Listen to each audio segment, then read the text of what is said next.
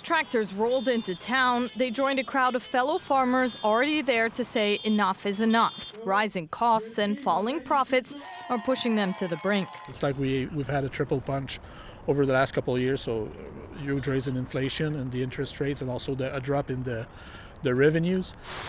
They blame a number of factors, including Quebec's environmental regulations, which they call too costly and complicated, and foreign competition.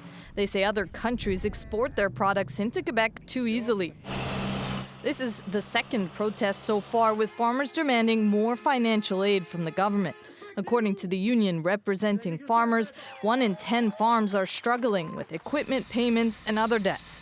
Among them, Nicolas Godet.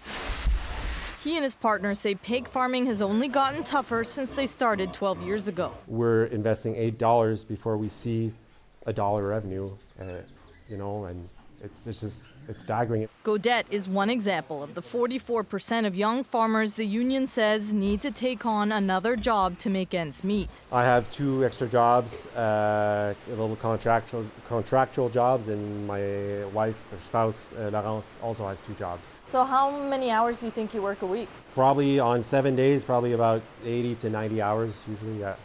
And that's not enough still? Well, we're not putting money away. We're just paying afloat. They have reason to be worried. The agriculture minister sympathizes but says financial supports are in place and they're working to help those struggling the most. What I tell them is that we're listening. But this expert calls those measures a stopgap fix that isn't working. There's a need to actually start rethinking programs to be able to better accommodate for the future over the long run. With 2 young daughters, Nicolas Odette hoped they'd one day take over the farm. Now, though, he isn't so sure. Sarah Levitt, CBC News, Dunham, Quebec.